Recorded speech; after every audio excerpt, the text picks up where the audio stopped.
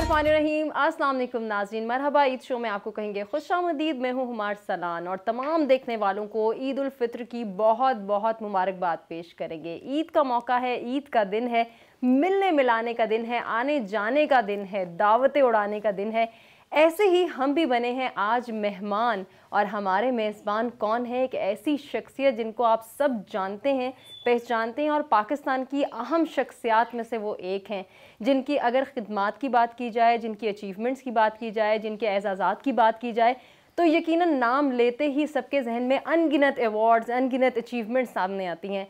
आज हम इस शख्सियत के घर मौजूद हैं और एक मुनफरिद हैसियत से आज हम इनसे आपको मिलवाने जा रहे हैं। मुनफरिद हैसियत इसलिए मैं कहूँगी क्योंकि इससे पहले इनको जिनके हवाले से हम बात कर रहे हैं, आपने टीवी शोज़ पे देखा है, टॉक शोज़ में देखा है, मुख्तलिफ सेमिनार्स में देखा है, या कुछ अहम हुकूमती तकरीबात में नज़र आए। इनकी फैमिली इनसे क्या उम्मीदें वाबस्ता रखती है, या फैमिली के साथ उनका क्या रिलेशनशिप है, कितना हंसते हैं, कितना मुस्कुराते हैं, और स्पेशली ईद अपने घर पर कैसे मनाते हैं, ये आज हम जानेंगे। तो जी, हम बात कर रहे हैं डॉक्टर मुख्तार अहमद साहब की, जो कि चेयरमैन HEC हैं। आप सब उनसे वाकिफ़ हैं, उनके अवार्ड्स, उनके अचीवमेंट्स, उनके एजाज़ात हम सब जानते हैं। और वही बात कि नेशनल और इंटरनेशनल दोनों अवार्ड्स के हवाले से हम उनको जानते हैं और पहचानते हैं। मुख्तलिफ तकरीबात में तो हम उन्हें देखते हैं।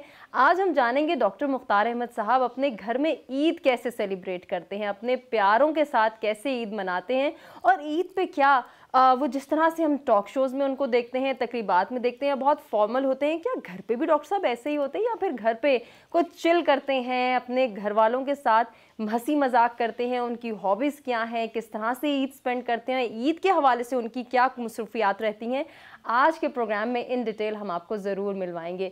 तो जी, सबसे पहले डॉक्टर साहब से हम आपको मिलवाते हैं, उनको ईद की मुबारकबाद पेश करते हैं। अस्सलाम वालेकुम डॉक्टर साहब। अस्सलाम वालेकुम, ईद मुबारक। खैर मुबारक डॉक्टर साहब, आपको भी बहुत बहुत ईद मुबारक हो।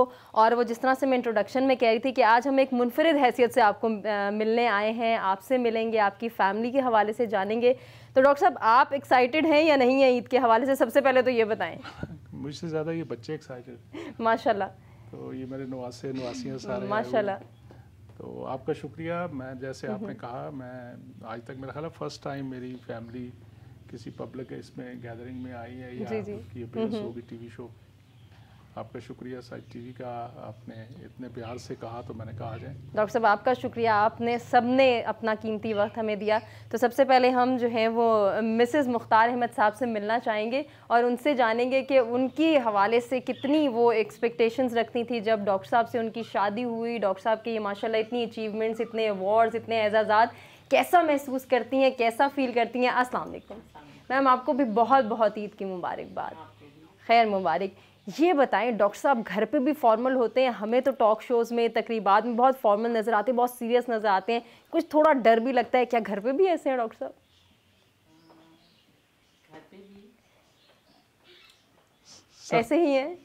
सख्ती करते हैं डॉक्टर साहब? ये तो नहीं होना चाहिए। नहीं, सख्ती नहीं करते, मतलब है मैं फॉर्मल रहता हूँ। बच्चों वाला घर है, क्योंकि जब हम जॉइंट फैमिली में रहते थे तो हम 38% एक घर में रहते थे। अच्छा, माशाल्लाह। जब हमारी शादी हुई, मेरी 6 बहनें हैं माशाल्लाह, फिर चचा की बेटियां थी 2, फिर फूफो की बेटियां थी, तो 16 बच्चियों में सही मैं सबसे बड़ा था। अच्छा, तो थोड़ा सा घर में फिर कुछ डिसिप्लिन भी होता है। बिल्कुल। लेकिन जब शादियां होगी बहनों की, फिर अपनी शादी होगी, बेटियां होगी, मेरी भी 5 बेटियां हैं माशाल्लाह। तो फिर इतना फॉर्मल तो नहीं है, लेकिन यह है कि इतनी मसरूफियत होती है जॉब के सिलसिले में कि घर में इतना टाइम नहीं दे सकता। सही। डॉक्टर साहब, मुल्क से बाहर रहने का भी इतना एक्सपीरियंस रहा, बाहर ईद और फिर अपने वतन में, अपने घर में ईद, कैसा महसूस करते हैं? ज़्यादा मज़ा कहाँ आता है? ईद तो अपने में अच्छी होती है।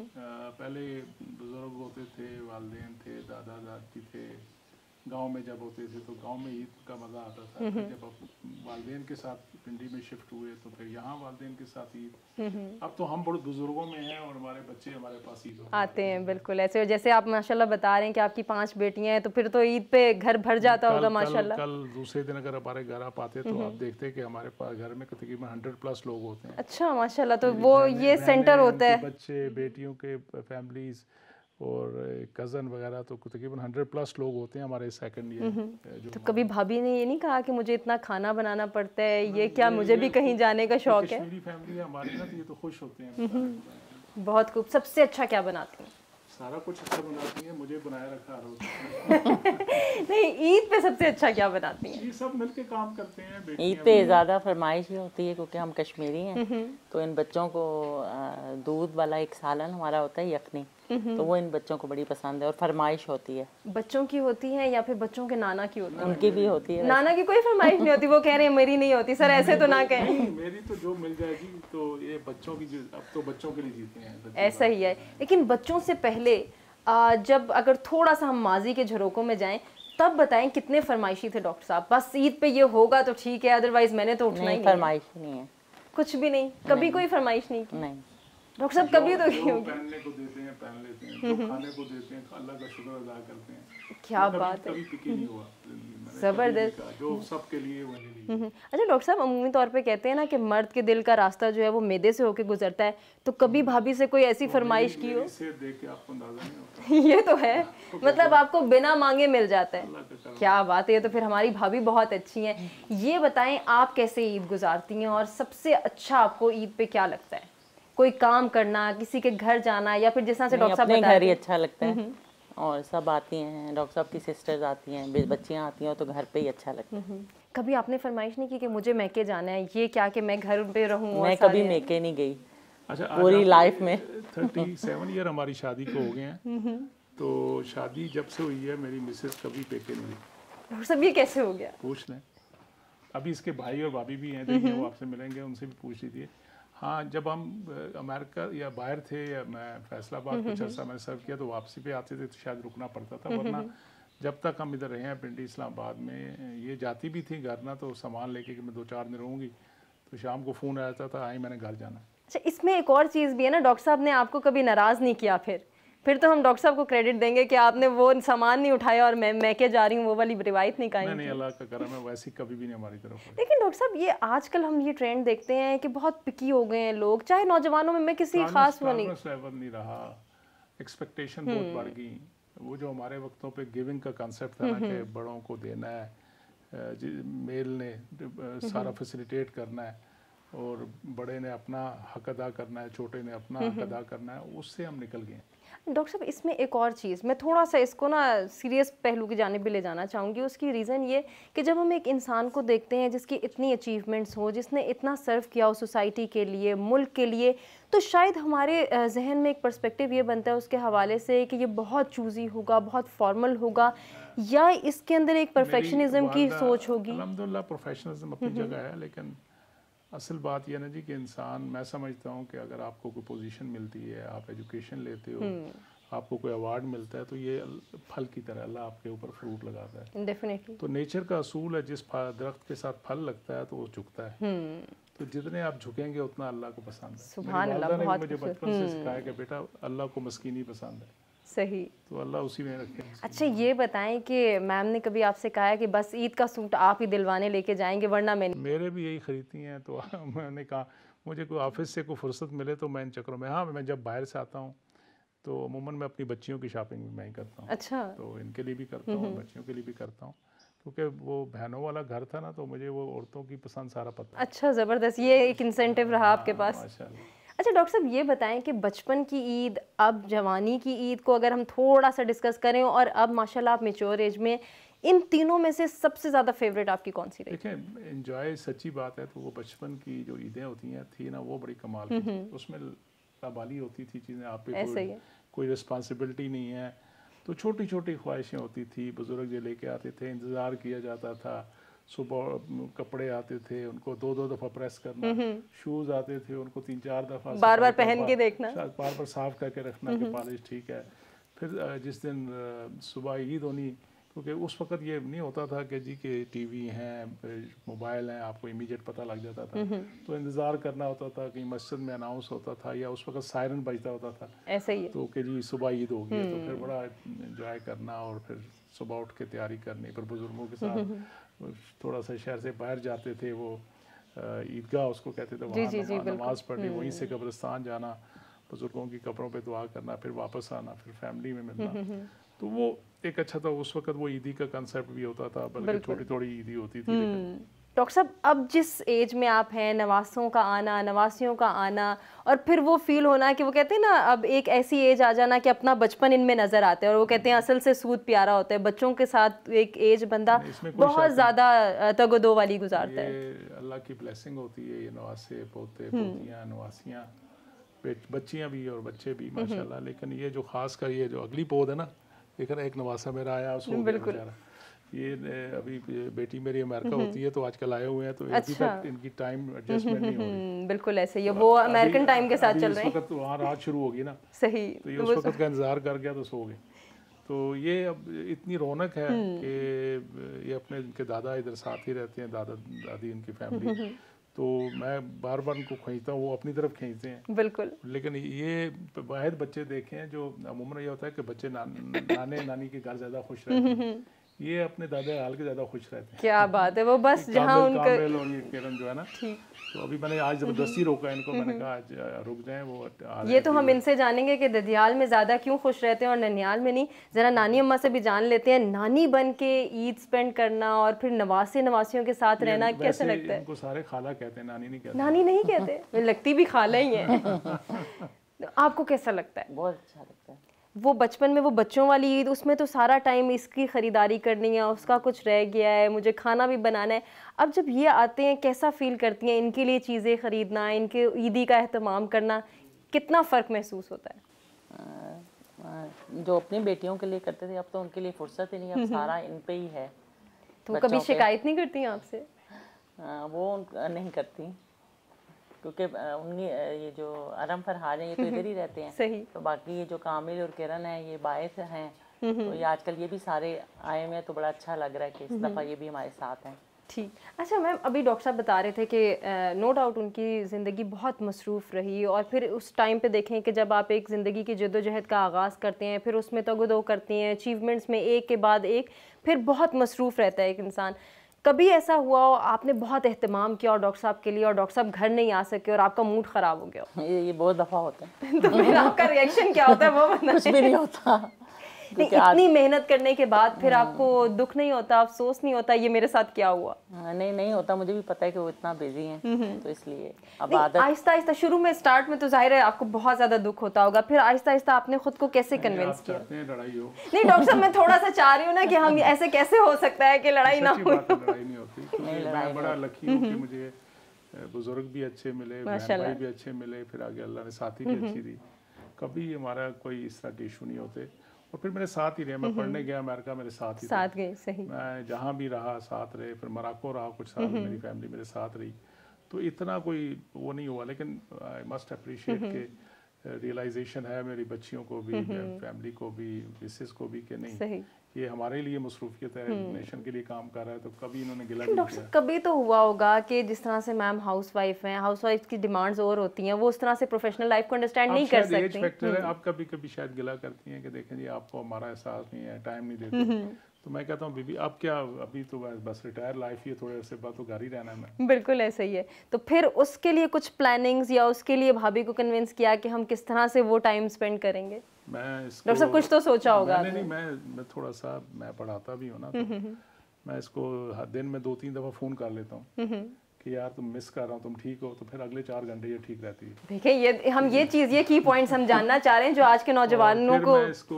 मुझे एक मैंने हदीस सुनी हुई है कि हमारे नबी पाक सल्लल्लाहु अलैहि वसल्लम ने बताया, कहा कि जिस खामन से उसकी बीवी दुनिया में खुश हुई वो मेरा हमसाया होगा। बहुत खूब, माशाल्लाह। हफ्ते में 1-2 दफ़ा ज़रूर पूछता हूँ तो मुझसे खुश हो, तो कहती बहुत खुश। मतलब आपके जहन में वो वाला पर्सपेक्टिव है, वो भी ज़रूरी है, लेकिन उनका ख्याल करना भी तो ज़रूरी है। वो तो है, दुनियावी लिहाज से देखें, ज़िंदगी में मैं सबको, अपने बच्चियों को भी यही कहता हूँ कि ज़िंदगी में बैलेंस करना बहुत ज़रूरी है, अपने माँ बाप के साथ, बहन भाइयों के साथ, अपनी मिसेस के साथ, बच्चों के साथ। जो ब्यूटी लाइफ की है ना, वो बैलेंस में है। डॉक्टर साहब मसाइल वहाँ होते हैं जहाँ आप बैलेंस नहीं रखते। बिल्कुल ऐसे ही है। कभी आपने सोचा ऐसे कि मैं घर पे भी बहुत ज़्यादा स्ट्रिक्ट अगर रहूँगा तो ही मेरे बच्चे पढ़ेंगे? अगर स्टार्ट की बात करें, टाइम के साथ साथ ना you get kind of easy हो जाता है। अब पहले वाकई में इतनी सख्त तबीयत थी कि मेरे मोहल्ले वाले भी डरते थे मुझसे अच्छा। मैं आता था तो बच्चियां आपस में होता पुराने, हम पिंडी में रहते थे सरमाल स्कीम में, तो आमने सामने दादी भी आपकी हाँ, मेरी दादी भी एकदम दुपट्टा बैठ ले जाती थी। अच्छा, इतना होता था ना। फिर टाइम के साथ साथ फिर जब आप बच्चे बड़े हो गए, बच्चियां बड़ी होगी, शादियां होगी, तो फिर जब अपनी बच्चियां होंगी तो फिर बहुत इजी होगी। अच्छा डॉक्टर साहब, आजकल हमारे अगर कॉलेज और यूनिवर्सिटीज़ को देखें और आज से 10-15 साल पहले देखें तो बहुत डेकोरम होता था, बहुत लिहाज, एक उस्ताद का आना, शायद वो पिन ड्रॉप साइलेंस हमें उस वक्त का तस्वुर याद है। बिल्कुल ऐसे ही आजकल इस चीज़ को इतना मलहूज़े खातिर नहीं रखा जाता, तो फिर कहीं जो कुछ हो रहा है देख रहे हैं ना, बिल्कुल ऐसे उसका इम्पैक्ट देख रहे हैं।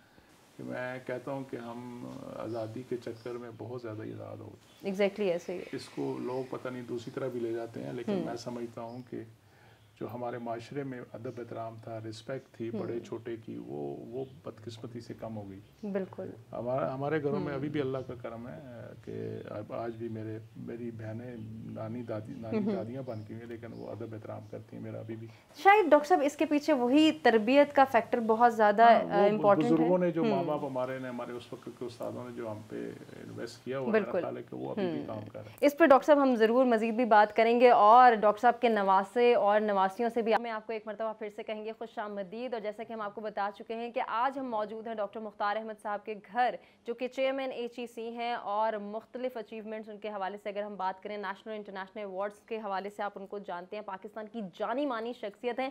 और एक बात जो हमने बीच में नहीं की वो मैं ज़रूर यहाँ पे मेंशन करना चाहूँगी कि रिसेंटली डॉक्टर साहब को हिलाल इम्तियाज़ से भी नवाजा गया है। डॉक्टर साहब, उसकी मुबारकबाद रह गई थी, ईद की मुबारकबाद में वो मुबारकबाद ड्यू है, आपको बहुत बहुत मुबारक हो। और यकीनन ये हम सब के लिए बहुत बड़े एक ऑनर की बात है कि आज हम एक ऐसी शख्सियत के साथ मौजूद है जिनके अनगिनत अवार्ड्स हैं, इतनी अचीवमेंट्स हैं कि अगर उनको ही हम गिनना या उनके ऊपर डिस्कशन करना शुरू कर दें तो शायद पूरा प्रोग्राम सिर्फ इन अवार्ड्स और इन अचीवमेंट्स पे ही गुजर जाए। तो माशाल्लाह डॉक्टर साहब, आपको बहुत बहुत मुबारक हो। अब उस मुबारकबाद की बात आती है कि जो यकीनन आपकी ज़िंदगी को बदल देती है, जब आपकी औलाद इस दुनिया में आती है, सबसे बड़ी बेटी जब दुनिया में आई, क्या फीलिंग्स थी, क्या एक्सप्रेशन थे? आपसे जल्दी से जानना चाहेंगे, फिर आपकी बेटी से मुलाकात करेंगे।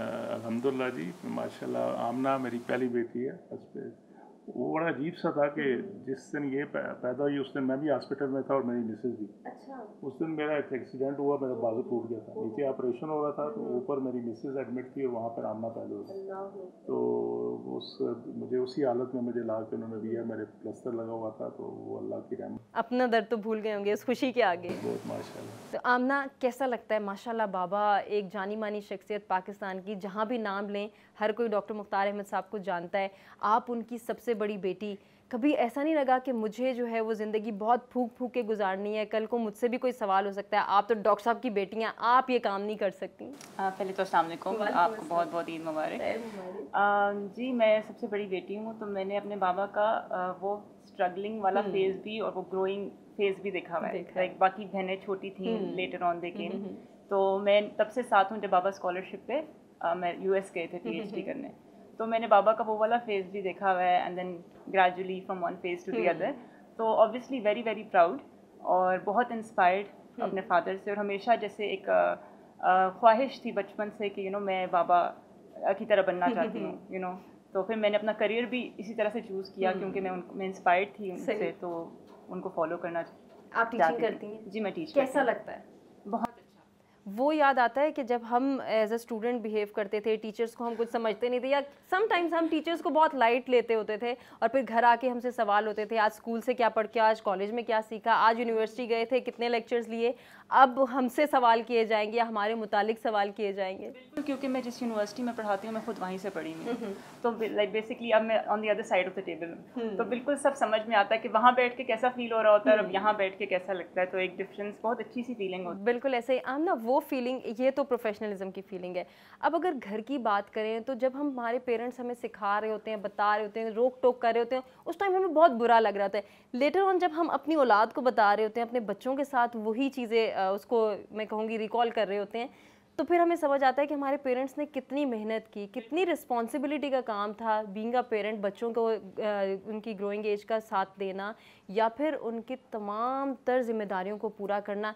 किससे ज़्यादा इंटरेक्ट होती थी बचपन में, बाबा के साथ या अम्मा के साथ? दोनों के साथ ही। बाबा ऑल्दो बहुत बिजी रहते थे, लेकिन हमारी लाइफ में कभी भी एब्सेंस नहीं फील हुई। मतलब हम अगर संडे की एक छुट्टी है तो संडे को हमें बाबा ने सबके घरों में 10-10 मिनट के लिए ही सही लेकर जाना है फैमिली में, मतलब सबको सलाम करके आना है। तो बचपन से एक ये सीखा हुआ था, देखा हुआ था कि सब बुजुर्गों को, दादा नानी सबको सलाम करना है। और कभी भी हमारा कोई इवेंट है, कोई ऐसी चीज़ है, कोई सेलिब्रेशन है, तो बाबा एब्सेंट नहीं होते थे, चाहे वो 10 मिनट के लिए आ रहे हैं, वो आते ज़रूर थे। तो ये चीज़ सीखी है कि how you have to keep a balance between your professional and personal life. तो ये वाली चीज़ थी। अम्मा के साथ कैसा इंटरेक्शन था?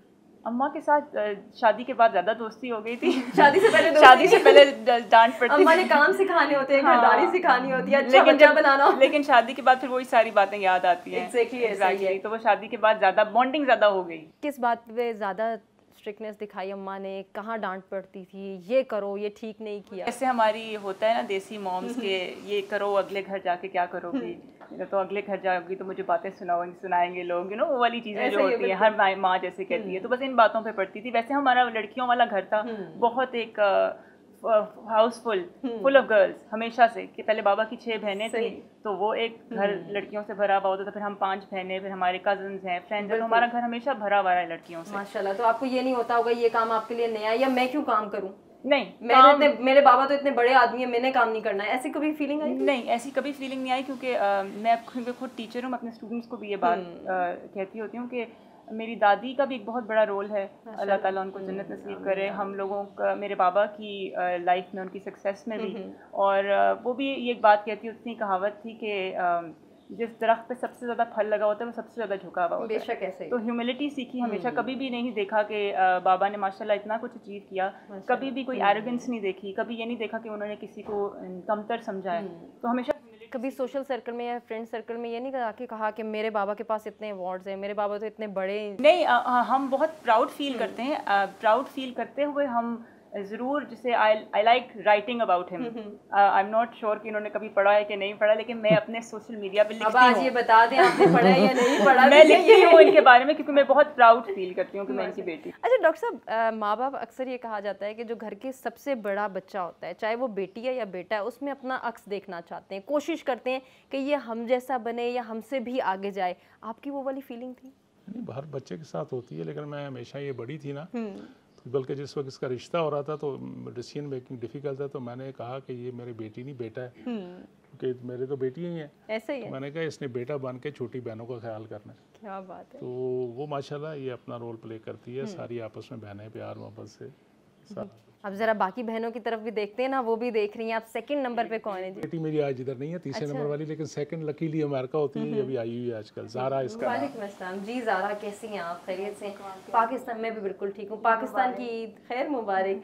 अब ये बताएं कि पाकिस्तान की ईद, अमेरिका की ईद, शादी से पहले की ईद, बच्चों के बाद की ईद, कितना डिफरेंस है? बहुत ज़्यादा डिफरेंस। सबसे मज़े का फेज़ कौन सा है? शादी से पहले का भी है, और बाद में जब पाकिस्तान में ईद गुजारते हैं तो वो तो सबसे अच्छा, जैसा अभी आमना से भी हम बात करते हैं, उससे पहले डॉक्टर साहब से भी बात करते ज़ारा, कि वो आपका माशाल्लाह घर जो है वो बहनों वाला घर, फूफियों वाला घर, ऐसे घर से जाना, बेशक शादी एक बहुत मुश्किल फेज़ है, लेकिन एक ऐसे भरे हुए घर से जाना जिसमें बहनें हों, लड़ाई झगड़े, नोक झोंक, डिमांड्स, और ये मुझे में चाहिए, ये मेरी पसंद का था, डेफिनेटली वो फेज़ आपका चलता है। उससे निकल के जाना, शादी हो जाना, और फिर पाकिस्तान से दूर, कैसे मैनेज किया, कैसे एडजस्ट किया? पाकिस्तान से दूर तो मैं अभी कुछ अर्सा हुआ है गई हूँ। शादी से पहले मैं इधर ही थी, रावलपिंडी में मेरा ससुराल है, और मेरे लिए इतना डिफरेंस इसलिए नहीं था क्योंकि माशाल्लाह मेरी जो इन लॉज हैं वो भी बहुत बड़ी फैमिली है, उधर भी माशाल्लाह बहुत आना जाना है, तो मेरे लिए इतना बड़ा डिफरेंस नहीं था, बल्कि मैं एंजॉय करती हूँ अभी भी, और करती थी जब नई नई शादी हुई थी, तो मुझे कभी इतना डिफरेंस नहीं लगा। सही। लेकिन जब मैं अमेरिका गई तो मेरे लिए एक बहुत बड़ा डिफरेंस था, और अभी भी है। सबसे ज़्यादा कौन याद आया? सब याद आए, यहाँ तक कि गली में जो गार्ड है या जो, वो भी याद आते हैं। डेफिनेटली ये एक नेचुरल फैक्टर है कि आपको सब याद आते हैं जब आप दूर होते हैं। पास होते हैं तो किससे लड़ाई होती थी सबसे ज्यादा? जरा लड़ाइयाँ भी करवाएं हम। अब बड़ी बहन से ही होती थी। बड़ी बहन से होती थी? किस बात पे?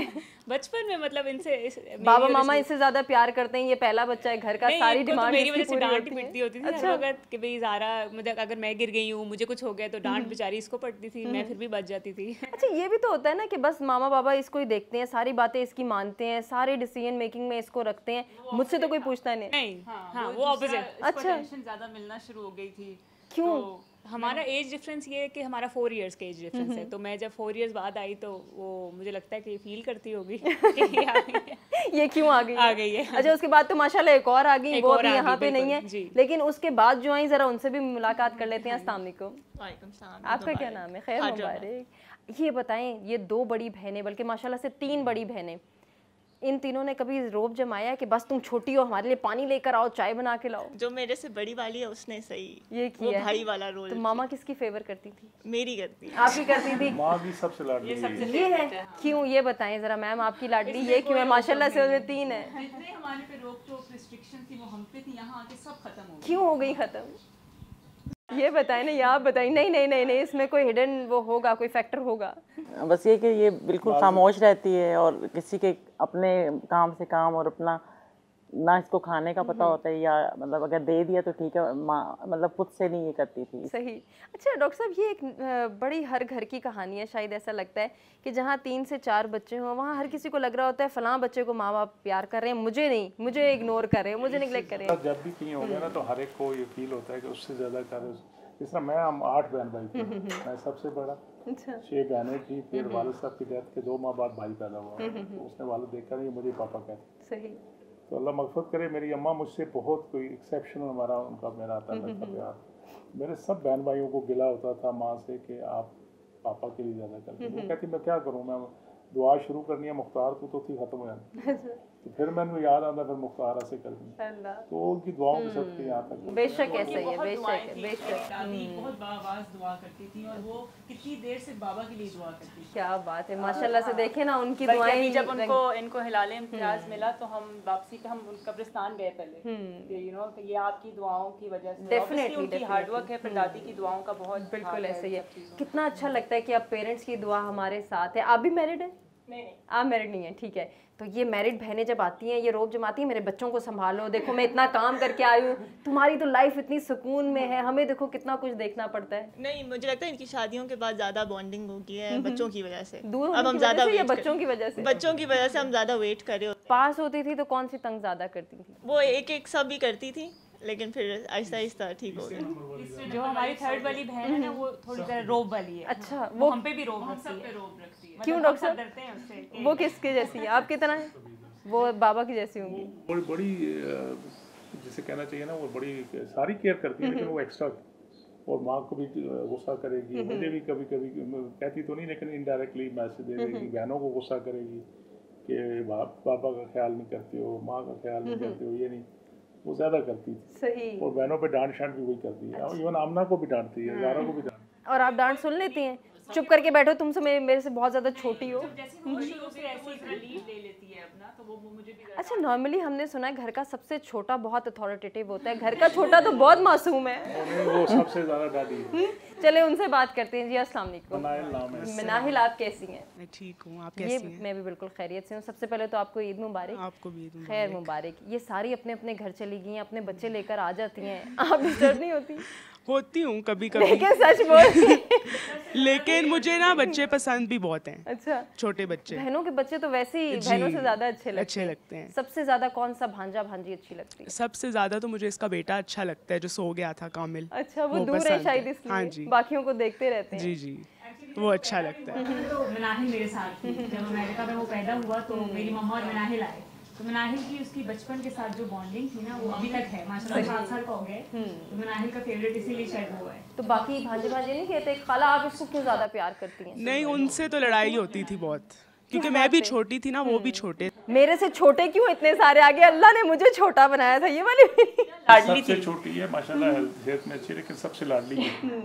बल्कि ये आमना इधर जब ये यूनिवर्सिटी जाती थी ना, तो ज़ारा भी, तो इनकी फ्रेंड्स हमारे घर रहती थी, 4-4, 5-5 बच्चियाँ इधर ही होती थी, रात को इन्होंने केक बनाने सब। और ये सबसे छोटी होती है, इसको जो बुरी चीज़ें उन्होंने सिखाई, गालियाँ तक सिखाते थे। वो इसकी फ्रेंड इसको फ़ोन कर कहते थे आमना कौन है मनाइल को ये गालियाँ दे, ये करे, जिस तरह की। तो ये लाडली बन गई और सख्त भी हो गई इस चक्कर। तो डॉक्टर साहब कभी डांट नहीं पड़ी? नहीं, वो ऐसे वो क्रॉस लिमिट क्रॉस नहीं करता। ये बताएं मनाहिल, फेवरेट कौन है, मामा या बाबा? अम्मा के साथ बनती है? छोटे में बहुत रोब होता है वैसे। ज़ारा कह रही है नहीं, अब सच कौन बोल रहा है? बस मम्मा से मुझे यही होता है कि आप इससे ज़्यादा साइड लेती। अब कौन सी वाली की साइड लेती है? ये वो जो अपने से एक बड़ा है उससे क्यों नहीं बनती, ये क्या होता है? उसे भी तो गुस्सा आता है ना, मैं अच्छा खासा छोटा बना था, अब ये मेरे से छोटा आ गया, मिनाहिल से छोटे कितने सारे आ गए। तो हाजरा क्या कहती है? तंग कुछ नहीं कहती, कुछ आप बड़े हो गए, आप बनती हाजरा है। को जो है वो 3rd नंबर वाली, उनका क्या नाम है डॉक्टर साहब? कायनात तंग करती हैं, कायनात कहती होंगी कि मुझे ज़ारा तंग करती है, ज़ारा को आमना तंग करती हैं। मैम आप बताएं कि सबसे ज़्यादा शरारती इन 5 में से कौन था, और जिसने कहते हैं ना कि सारी एनर्जी उस पर मेरी लग गई, वो कौन थी? ज़ारा, इनकी क्या शरारत आपको याद आ रही है? चल भी ज़्यादा है सबसे, और मतलब कुफियों के साथ भी वैसे वो सबसे छोटी डॉक्टर साहब के दोस्त के बच्चे थे, अभी वो कनाडा में हैं, इधर उधर सबकी पिटाइयाँ लगाती थी, लड़कों के साथ खेलती थी और उनको मारती भी। अच्छा, वो टॉम बॉय टाइप होगी ना आप, तो आपको नहीं लगा कि मैं ये क्या कर रही हूँ, मैंने आमना पे इतनी सख्ती की, अब ये ज़ारा जो है वो मुझसे सख्त काम करवा रही हैं, तो इसके चक्कर में बाकियों पे तो नहीं ज़्यादा सख्ती हुई? असल में हम जब अमेरिका गए ना तो आमना इधर पैदा हुई थी, पहली बेटी थी, तो फैमिली की सबसे लाडली थी, तो नखरे करती थी खाने में, ये नहीं डालना ये नहीं डालना। तो वहाँ ज़ारा पैदा हुई तो कोई भी नहीं था, मैंने से कहा इसको छोड़ दो वरना ये लाड में, उस छोड़ने के चक्कर में वो इतनी एग्रेसिव होगी कि फिर खुद हर काम करती थी। तो मर्दों वाले मतलब गाड़ी भी सबसे पहले चलाना, पटाई भी मल्ले वालों की पटाई कराती थी। उधर हमारे साथ इंग्लिश फैमिली थी, उसके बेटे 2 थे, किसी दिन खेले आई तो उनको इसने चंगी अच्छी पटाई लगा दी ना, तो वो रोई जाए। मैं मिल गया उसकी वालदा के पास कि सॉरी ये बच्चे लड़े हैं, तो मुझे कहती है ये मसला ये नहीं है, खैर है। मेरे बच्चे कहते हैं एक लड़की ने हमें मारा है। तो अब बच्चों में से कौन ऐसा लगता है, माशाल्लाह आपके 3 बच्चे हैं, किसके ऊपर लगता है कि ये ज़ारा पे गए हैं?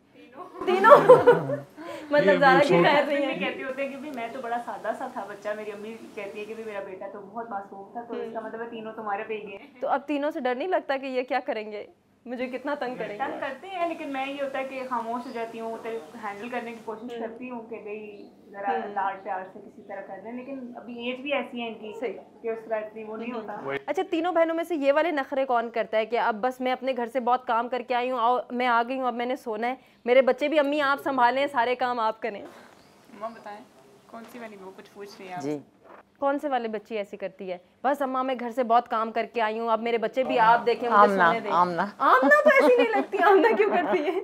ऑफिस भी जाती है, ये कहती है मामा कोई काम मुझे ना यहाँ कहें कि मैंने करना है। अच्छा, अजीब सी बात है कि अपने घर में मैं एक टाइम पे 10 चीजें मल्टीटास्किंग कर लूंगी, मम्मा के घर आते ही ना जैसे ऐसे लगता है सारी एनर्जी खत्म हो गई। क्यों लगता है? वो माशाल्लाह आगे 4 बहनें हैं, रीकूप करने के लिए ना, बिल्कुल ऐसे एक फीलिंग होती है, या फिर वो अथॉरिटेटिव फीलिंग, अब मेरे से 4 छोटी हैं, मैं क्यों काम करूं? नहीं ऐसे वाला नहीं होता, लेकिन ये कहती है मैं बहुत थक के आई हूँ।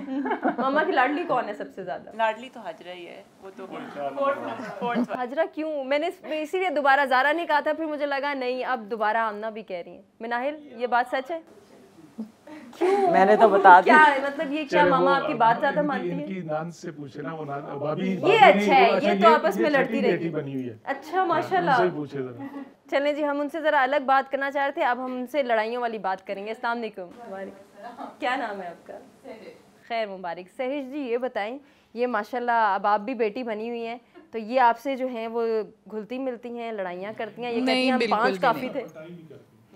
नहीं माशाल्लाह बहुत अच्छी बच्ची हैं सब, बहुत, बेशक इतना एज गैप नहीं है मेरा, लेकिन ये कि जो है ना वो वाले जवाब दे रही हैं, मामी बन के। हाँ नहीं सीरियसली, मैं वाकई इतना मेरा और आमना का इतना एज गैप नहीं है हम दोनों का, लेकिन बहुत इज्जत करती हैं बच्चियाँ, सारी बहुत अच्छी बच्चियाँ हैं, तो बहुत लाड प्यार से रहती हैं। भाभी के साथ कैसे ताल्लुकात हैं? मैं मैम से पूछना चाह रही हूँ।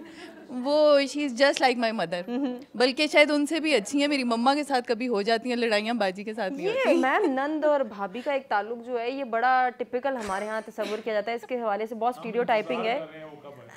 नहीं हम डॉक्टर साहब कह रहे हैं हम इंतज़ार करें, तो अल्लाह ना करे वो वक्त आए, लेकिन वो एक होता है कि कभी ऐसा सोचा। असल में जो भाई है इनका सबसे छोटा है ना तैमूर, तो उसको पाला इसने है। ये सबसे बयान बड़ी है घर में, ये खुद मेरा ख्याल है पता नहीं 12-13 साल बाद पैदा हुई थी इनकी। मेरे मामू की बेटी है, उनके घर औलाद नहीं थी 12-13 साल, तो ये सबसे बड़ी है। तो सबसे छोटा वो था और इसने इसको पाला हुआ।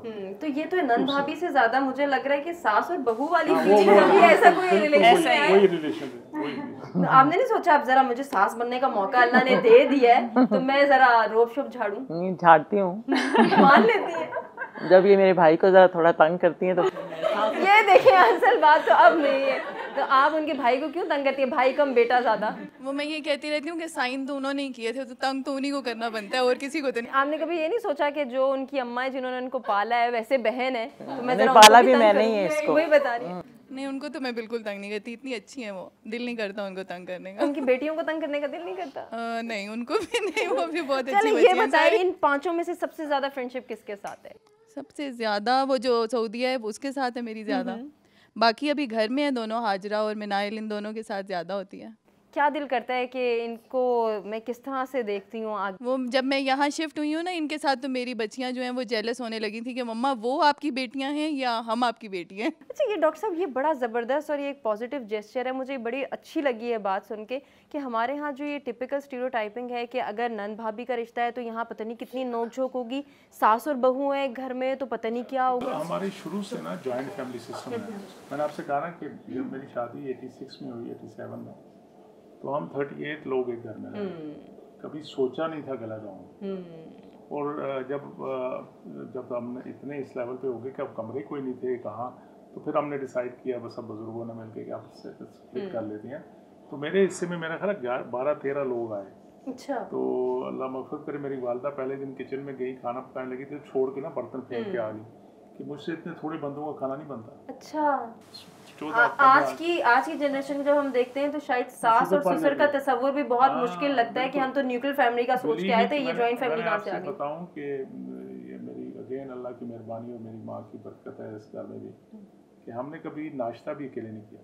बहुत कोई ना कोई हमारे घर में होता है, हर लंच पे भी, डिनर पे, और कभी 2 दिन हमारे घर कोई खाने पे ना आए तो हमें कॉल करके बुला लेता हूँ। क्या बात है। अब ये इसमें जहाँ आप कह रहे हैं आपकी वालदा की डेफिनेटली दुआओं का असर है, वहीं मैं कहूँगी कि ज़्यादा क्रेडिट आपकी मिसेस को जाता है। डेफिनेटली एक औरत का ये दिल होता है कि मेरे घर में लोग आएँ, और चाहे वो मेरे शौहर के रिश्तेदार हैं या मेरे रिश्तेदार। मुझसे ज़्यादा भी करती है फैमिली सारी, मेरी फैमिली के साथ भी, सब फैमिली के साथ करती है। आप सबसे मिलके बहुत अच्छा लगा। आप सबको ईद मुबारक एक मरतबा फिर से।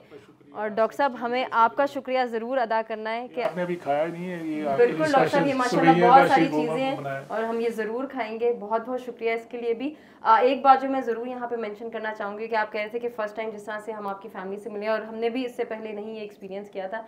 डॉक्टर साहब माशाल्लाह आपकी तरबियत, भाभी की तरबियत इन सब बच्चों में नज़र आती है, और यही शायद एक इंसान का एक रिवॉर्ड है, एक हासिल है जो दुनिया में इतनी मेहनत कर रहा है। अल्लाह ताला की मेहरबानी आपके साथ चलेंगी इंशाल्लाह। बहुत सारी दुआएं आपके लिए।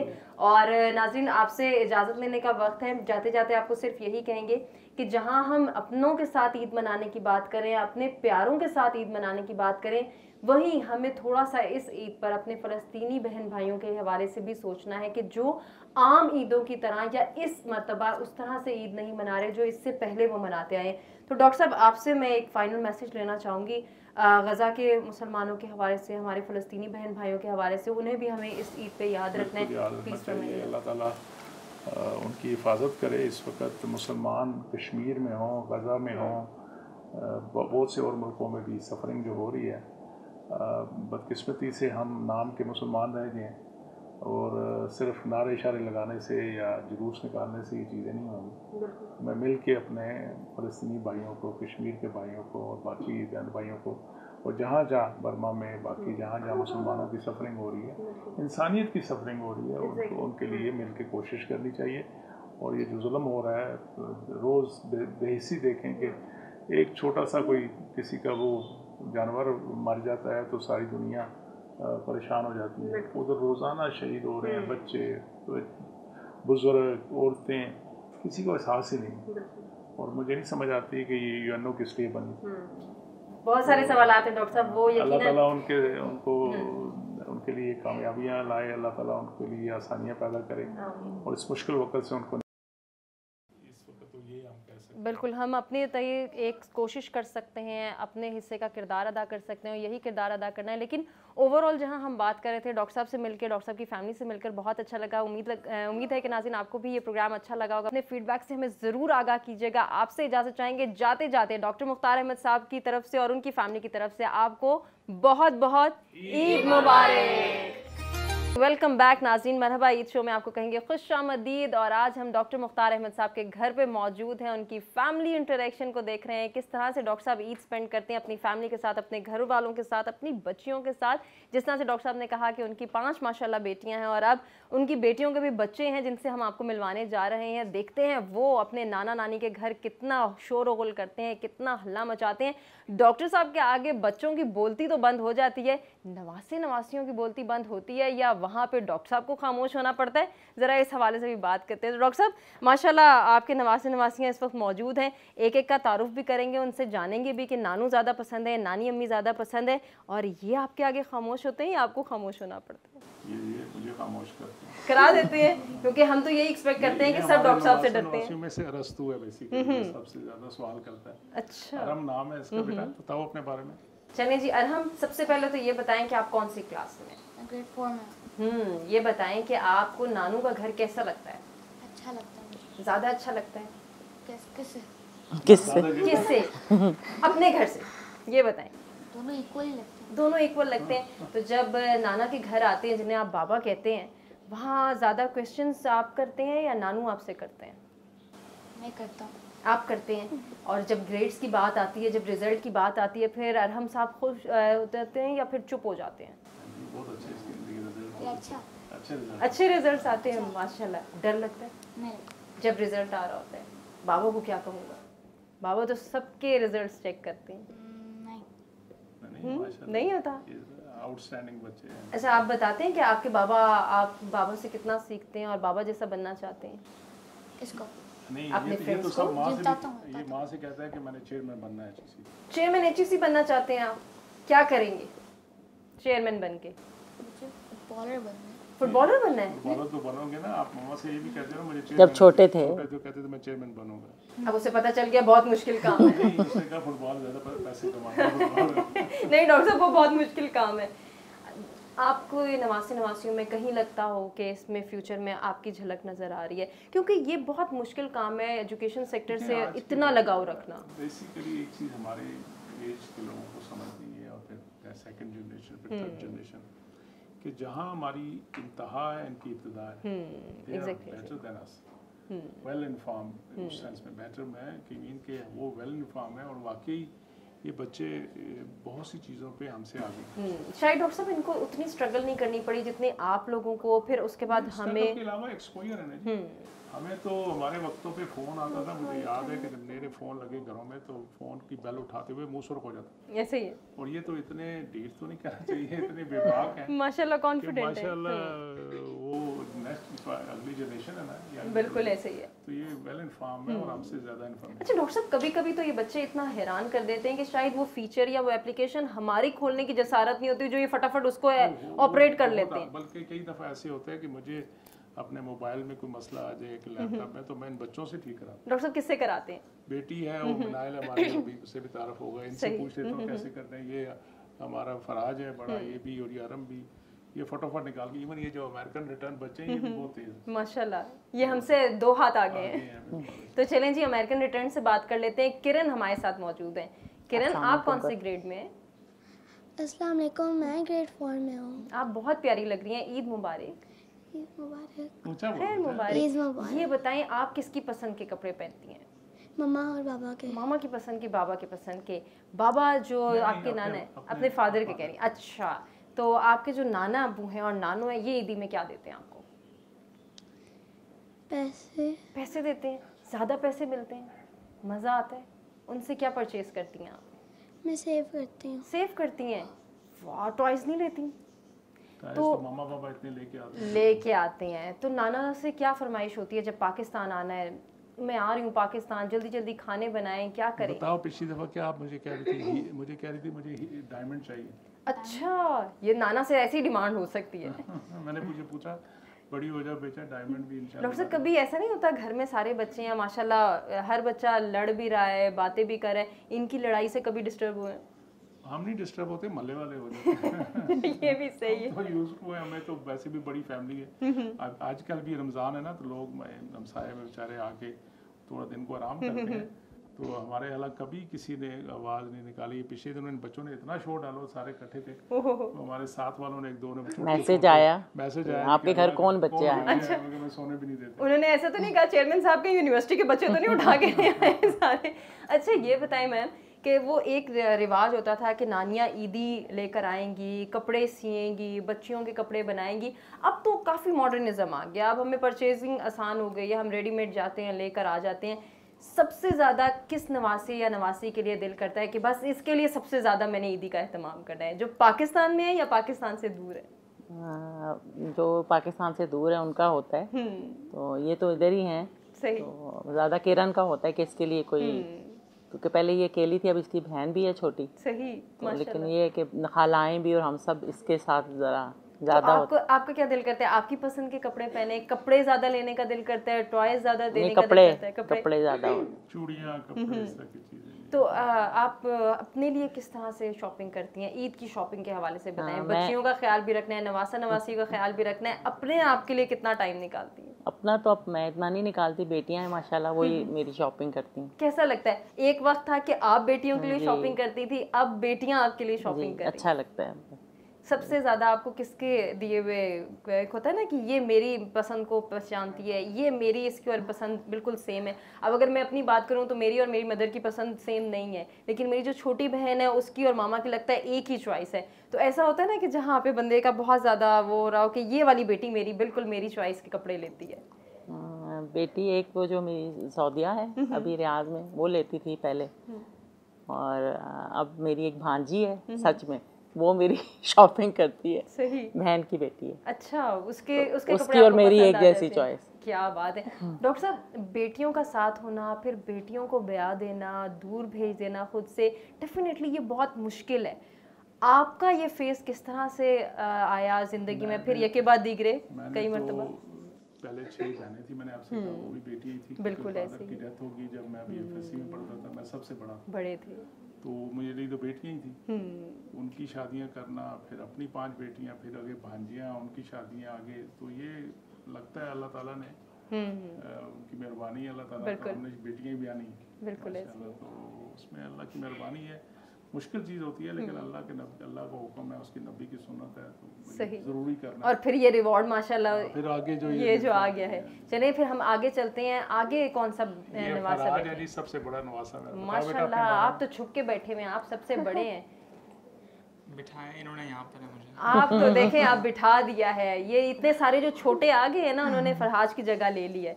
जो सबसे बड़ा होता है फैमिली में डॉक्टर साहब, उसकी एक अलग ही, वो पठानों में कहते हैं ना, घर का बड़ा और हुजरे का छोटा, ये उस पे बहुत जिम्मेदारी है। ऐसे ही है। तो नवासियों में सबसे बड़े माशाल्लाह फरहाज हैं। ये जब दुनिया में आए तो क्या आपकी खुशी यकीनन दीद नहीं होगी? एक्चुअली हमारी अगली जनरेशन का पहला बच्चा था, सारे खानदान, मेरी वालदा उस वक्त जिंदा है, तो सब ने बड़ा सेलिब्रेट किया। बल्कि मैं उन वक्त मोरक्को में होता था, तो मोरक्को वाला ने इसकी आमद को भी ऑफिस में उन्होंने काफ़ी सजाया और बड़ा अच्छा इसका वेलकम किया। तो अब आप इसको बताते हैं तो ये बताता होगा, देखें जी मेरे लिए तो सेलिब्रेट किया था। लाइटर नोट में जब ये बेटी मेरी आई मोरक्को लेके, इसको आई, मेरे दामाद भी, तो मेरे दफ्तर वालों ने कहा जी हमने आपका नवासा देखा। तो मैं उनको कहा मेरे घर आना, तो वो नहीं बन सका, बच्चे बिजी थे, तो ये जाने वाले थे, तो मैंने बेटी से कहा यार उसको ले आओ फरहाज को, मेरे पीछे पड़े मेरे कोलीग सारे के जब इसको जब लाई, छोटा था बिल्कुल, तो मेरी सेक्रेटरी होती थी एक, उसने इसको देखा तो वो एकदम उछली, तो उसने अपना लाकोट उतार के इसे गले में डाला। क्या बात मुझे कहती है excellency he is my son in law. क्या मतलब? कहते हैं मेरी ज़ैनब इससे 1 साल बड़ी है, लेकिन कोई बात नहीं, मैंने आज रिश्ता इसको दे दिया। क्या बात है जी, फरहाज तो दुनिया में आते ही रहे। मैं दादी से कभी मजाक करता हूँ, मैंने कहा मोरक्को वाली मुझे आज भी कहते हैं कि फरहाज का रिश्ता इधर होगा। तो फिर अब क्या सोचा है फरहाज? अभी तो बहुत टाइम पड़ा है, लेकिन इसने अपने दादा दादी को कहा हुआ कि जो वो फैसला करें। पक्का? बताओ ना किस क्लास में हो? फरहाज बहुत ब्लश कर रहे हैं। एक तो हमने उसके ग्रेड का पूछा नहीं और डायरेक्ट हमने शादी की बात कर दी। चलिए ये बताएं फरहाज, आप कौन से ग्रेड? मैं ग्रेड 6 में हूँ। स्कूल जाना पढ़ना कैसे लगता है? कभी कभी मुश्किल हो जाता है, लेकिन जब स्कूल नहीं जाता तो घर में बोर हो जाता हूँ कभी कभी। अच्छा ये बताएं, आप तो माशाल्लाह मैच्योर हैं, ये सारे छोटे हैं और इन छोटों को आपने जो है वो गाइडलाइन प्रोवाइड करनी है। नाना अबू आपके आइडियल हैं? मैं डॉक्टर साहब बहुत डराया हुआ है आपने बच्चों को, बहुत पढ़ना पड़ेगा नाना अबू जैसा। बोलो बेटा, कोई नहीं जो मैं भी उनकी तरह होना चाहता हूँ, लेकिन बेटर। जब आप होना चाहते हैं फिर आप नाना अबू से सीखते होंगे कि फिर मैंने इतने काम करने, ये देख लें इतने अवार्ड्स, इतना काम, इतनी जिद्दोजहद, गेमिंग, मोबाइल, स्क्रीन टाइमिंग, ये तो फिर छोड़ना है या नहीं? वो जरूरी करना, वो भी जरूरी नहीं है। देखिए नाना अबू कितना अच्छा गाइड करें। मैं तो समझता हूँ मैंने गलती की, मैं अब रिग्रेट भी करता हूँ कि मैंने अपनी बच्चियों को टाइम नहीं दिया, घर नहीं टाइम दिया, फैमिली को नहीं दिया। बैलेंस करता तो शायद वो चीज़ें बेहतर हो सकती। लेकिन डॉक्टर साहब शायद उस वक्त के लिए वो ज़रूरी था, बच्चे क्या समझ पाते हैं? नहीं, बच्चे ने बड़े अकोमोडेटिंग है मेरे, बल समझते हैं, बच्चियाँ बहनें, मेरी वालदा। फिर तो डॉक्टर साहब आपको रिग्रेट नहीं करना नहीं, रिग्रेट मैं खुद करता हूँ, मैं फील करता हूँ सही कि मैं जो पता नहीं कब बड़ी हुई बच्चियाँ, कब इनकी शादी हो, मैं बस आता था, ये अपनी पढ़ाई होती थी, सुबह मैं सोया होता था, ये अपने स्कूल यूनिवर्सिटी चली जाती थी। लेकिन अब जब इनके साथ टाइम स्पेंड करते हैं, अब इंशाल्लाह आपके पास भी बहुत सारा टाइम होगा, तो फिर इनके पास टाइम नहीं होता, इनके पास टाइम। बड़ी बेटी मेरी इधर होती है फिलहाल, इनकी अम्मी तो वो कभी कहती है बाबा इनके एग्ज़ाम है, मैं वो खुद भी पढ़ाती है, तो फिर मैंने ये कभी ना ये परिंदे शिंदे इसलिए रखे थे, बच्चों को एक्साइट करते हैं। सही। तो फिर ये तंग होती थी कि बाबा यार मेरे बच्चे कहते हैं नाना के घर जाना है, तो अच्छा है ना नाना अबू के घर। सबसे अच्छी चीज़ क्या लगती है? नानो अच्छी लगती है, नाना अबू लगते हैं, फरहाज क्या लगता है नाना अबू के घर जो अपने घर में नहीं मिलता? यहाँ पर काफ़ी ज़्यादा लोग होते हैं, घर कभी कभी खाली खाली फील होता है। तो वहाँ पे मज़ा आता है, यहाँ भी मज़ा आता है ज़्यादा यहाँ पर। ये बताएं नाना नानी से किससे ज़्यादा दोस्ती है? दोनों। किसी से? दोनों से? अच्छा दोनों से। तो नानों से कभी फरमाइश होती है आज ये बनाए मैं आ रहा हूँ, मम्मा तो बना के नहीं देती घर में? मैं इनसे यखनी बनाने का कहता हूँ। ये वो यखनी वही है जो आपने कहा था कि स्पेशलिटी है। अच्छा तो फिर तो ये हम भी खाएंगे। ये खाते हैं पीते हैं? राइस के साथ खाते हैं। राइस के साथ खाते हैं, सही। तो अब फिर अगर हम खा लें सारी तो फिर आप नाराज तो नहीं होंगे? फिर दोबारा बना देंगी नानो। फरहाज के साथ कौन बैठा हुआ है ये तो हमें बताएं डॉक्टर साहब। आपका क्या नाम है? ईश्वर। कौन सी क्लास में आप? केजी में है। अच्छा तो ये आपकी इसका नाम इसकी दादी के नाम पे रखा है। अच्छा सारे अदब से इससे बात करते हैं। ठीक है जी, हम भी आपसे रिस्पेक्ट से बात करेंगे। ये बताएं कि आपको फुप्पो के घर मजा आता है? डर तो नहीं लगता आते हुए? ग्रेड्स पूछे जाएंगे, सारे टाइम पढ़ाई की बातें होंगी, डरते? डॉक्टर साहब क्या वजह है? पता नहीं क्यों डर लगता है? ये तो आपके फुप्पा जाने, फुप्पा शायद डॉक्टर साहब एक स्टेज बाबा सब कहते हैं। सब बाबा कहते हैं। अच्छा तो बाबा से क्यों डर लगता है? पढ़ने का कहते हैं, फिर चीजें नहीं देते? देते हैं। Very sweet. अच्छा जी, किशोर के साथ कौन है ये बताएं? तो बेटा इश्मल। इश्मल, आप कौन सी क्लास में? 5 क्लास में। इश्मल पढ़ना कैसे लगता है? ठीक। ये बताएं ईदी कितनी मिली है अभी तक? डॉक्टर साहब बच्चों को आजकल हमारे ईदी का वो कॉन्सेप्ट नहीं है जो हमें बचपन में बड़ा याद होता था, इंतजार होता था। असल में वो उस वक्त लिमिटेड स्कोप होता था। आजकल बच्चों के वैसे ही हमसे उनके पास पैसे ऐसे ही उनकी पॉकेट मनी माशाल्लाह हमारी ईदी के बराबर होती है। हमारे वक्तों पे तो या ईद पे मिलते थे पैसे या कभी किसी 5 हुए थोड़े बहुत, क्योंकि अच्छा था हमारे बड़ों ने हमें पैसों पे नहीं लगाया हुआ था, हमें हर चीज़ मुयस्सर होती। ऐसे ही है।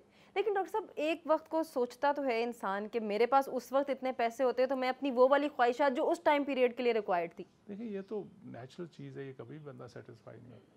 कोई एक ऐसी ख्वाहिश जो आपने बचपन में या अपनी अर्ली पीरियड ऑफ वो कहें कि स्ट्रगलिंग पीरियड में वो रखी हुई हो और सिर्फ इसलिए नहीं कर पाए हो कि अभी मैं नहीं कर सकता? मेरी सबसे बड़ी ख्वाहिश ये होती थी कि मैं अपनी मालदा बहन भाई को कितनी मैक्सिमम फैसिलिटेशन पर कर सकूं कि वो अपनी ज़िंदगी के बेस्ट से बेस्ट की तरफ जाए। वो कभी अल्लाह का करम है, मेरे चाचा अल्लाह ज़िंदगी दे अभी ज़िंदा है, मेरे फादर की डेथ के बाद उन्होंने हमें हैंड होल्डिंग की, संभाला, पढ़ाया, सब कुछ किया। अल्लाह ताला उनको जज़ाए खैर दे, किसी चीज़ की कमी नहीं होने दी। लेकिन मैं खुद सोचता था कि जिम्मेदारी मेरे पे और मैं क्या ज़्यादा से ज़्यादा कर सकूँ अपनी फैमिली के साथ। तो वो कभी क्योंकि आप एक जब स्ट्रगल से निकलते हैं तो आपको आइडियल चीज़ें नहीं मिलती। सही। लेकिन मेरा ख्याल है वो भी ज़रूरी था कि स्ट्रगल ना होती, चैलेंज ना होता, शायद यहाँ बिल्कुल डॉक्टर साहब, गुफ्तगू का नाज़रीन सिलसिला जारी रहेगा। डॉक्टर साहब के ग्रैंड चिल्ड्रन से तो हमने आपको मिलवा दिया है, अब डॉक्टर साहब की अपनी बेटियों से उनसे मिलवाते हैं आपको, और मुलाकात करने का टाइम है। ये देखेंगे, ये जानेंगे कि डॉक्टर साहब की और उनकी बेटियों की कितनी नोक झोंक होती है, कितनी बनती है, और उनकी ईद पे स्पेसिफिक क्या डिमांड्स होती हैं। इस ब्रेक